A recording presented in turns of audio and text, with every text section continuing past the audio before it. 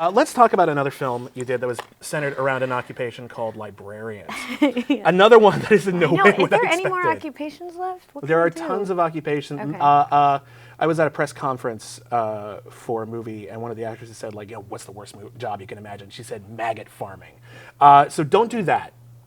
No, I don't want to do that. But I'm sure there are a few, and we're inventing them every day.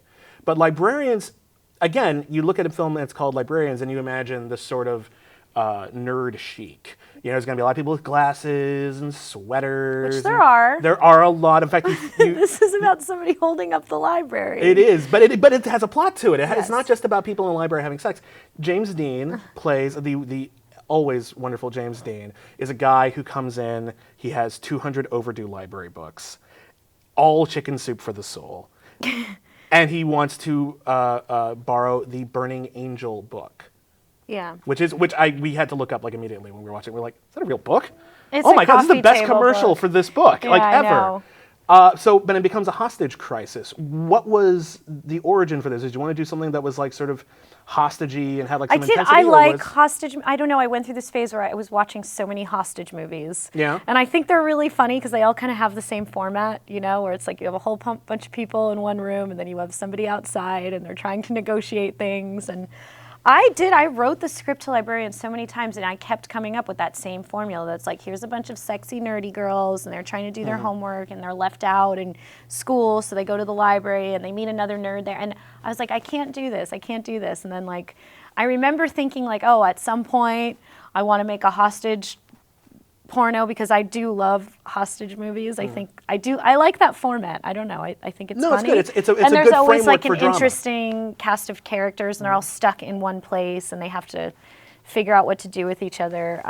And so I don't know. I just remember thinking like, I want to make a hostage movie at some point in time. And then I was like, you know what? I'm just going to turn this library movie that I'm writing into a hostage movie. and poof, I did. The library ends up becoming a very interesting plot point because the whole thing is if you could just loan him the book, there would be no hostages.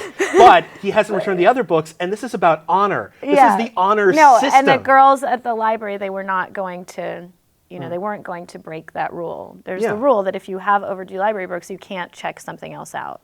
So then it becomes a hostage situation. Ultimately, this is a pornographic film about dignity. Yes. Which I do like. Yes. Which I do like. And the Dewey Decimal System dying.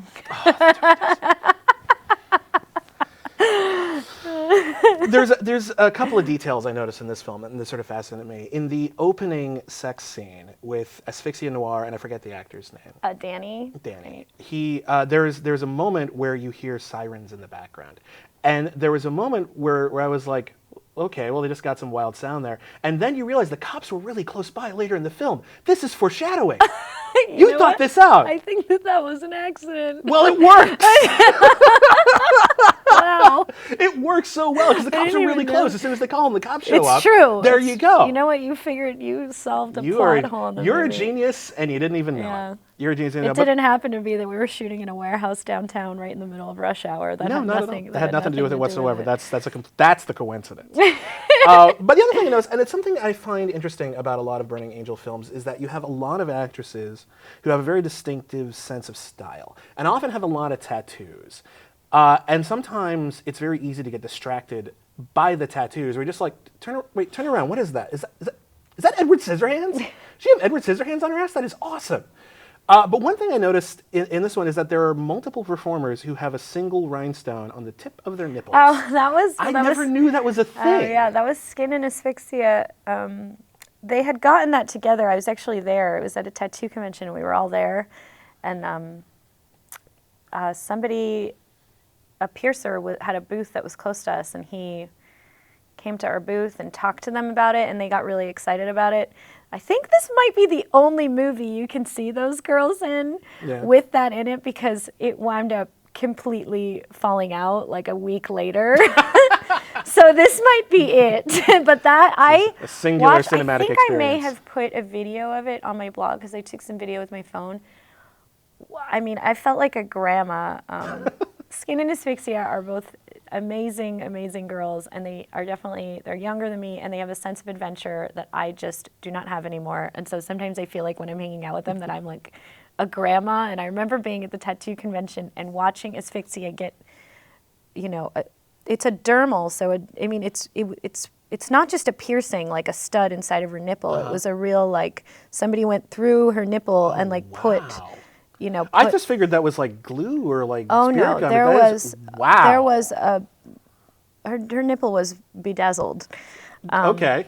And Benazzled. I saw the needle, you know, go through her nipple, and I was like, you girls are a lot tougher than me. I couldn't. You girls do it, walk you know? this road by yourselves. I was like, I can't do it. I'll be in I the had bar. I know I have a video of it on my blog somewhere. If you look back a few years, it was a lot. So, but That's they commitment both to their the craft. their nipples rejected the bead, and Okay. it fell out. Not that long after the movie. I actually remember at some point during the movie, Skin really wanted to she was talking to the guy that did it on the phone because like something was wrong with it and she didn't know what to do with it, and we were like messing with it on set. So they were really cool looking. Yeah. But this, I don't even remember. Did they both have it in the movie? They both had it in the movie. Did they? Yeah, because there was like this little reflective gland. And we're just like, that's really interesting. Yeah. How did he do that? And then he just paused it like, Yeah. wait. Well, it lasted for a good 2 weeks. Nice. It looked cool for those 2 weeks, and I'm really glad that I captured it on film. You but did. I don't think you'll Important see moment. that. It wasn't. All the Burning it Angel didn't make their girls- nipples happy. So many places to go with that. Mm-hmm. All the Burning Angel girls seem to be encouraged to have their own sense of style. And do it. Is there ever anything where you're just like, maybe you shouldn't do that, or maybe that won't film well? Is there anything like that? Like, is there a concern? I mean, you know, girls come. It's part of my job to make sure everybody looks good on camera, and you know, girls come to set. I always ask girls to bring their own clothes, and then I have a bunch of clothes too. Every once in a while, we'll have a movie where we have a stylist on set, but that's, you know, only if it's something very particular. You know, like Walking Dead, we needed a stylist. Like everybody had to look, you know, like a character, and you know, so I had to make sure somebody was there. But I don't know. I mean, I tell girls to bring their own clothes, and a lot of times if they don't have that much, I'll just mix it with stuff that I have, and sometimes it's just a matter of like giving them a different pair of shoes or giving them, you know, a belt or a scarf or something to you know, make them look. You're kind of like, your porno persona is sort of like yourself on steroids, I think, you know. Yeah. And you wanna bring the sexiest part out of you. So, I mean, I want to make sure every girl looks good. But if I ever put something on a girl and she looks visibly uncomfortable or doesn't feel good in it, I'm not going to have her wear it, because ultimately, if she doesn't feel sexy, she's not going to look sexy. You know, but nobody seems to have a problem. I always want to bring out who the girl is. I'm not trying to make somebody look like somebody else, unless we're shooting a parody. Sure. But, you know. Last question about Librarians. There's a lot of books in this movie. Whose books are those? Oh my God, that was a lot of work. The guy that was building the set, I remember that was the biggest problem. I mean, that was the most thing we had to spend money on this movie. We were like, how are we going to get enough books to fill a library set? I think he found some kind of, we probably searched all of Los Angeles to find anyone that was giving away books.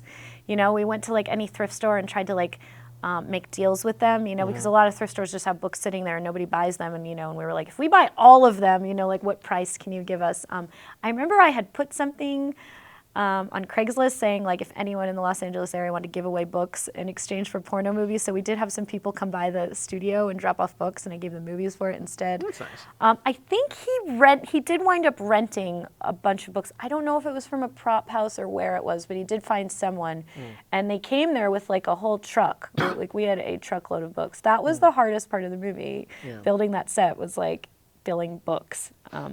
What about the cop car? Did you rent the cop car, or something? No, that was one?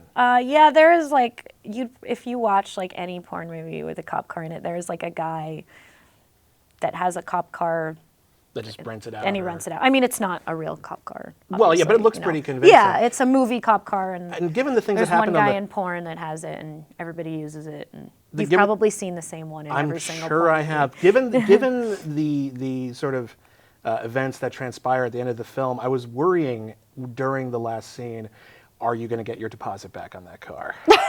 Because there were heels on it. I know. looks- No, it- it's all good. it all worked out? It all worked out. It all It's worked a out. sturdy car, and lots of people have had sex on it before. So. Okay, well, let's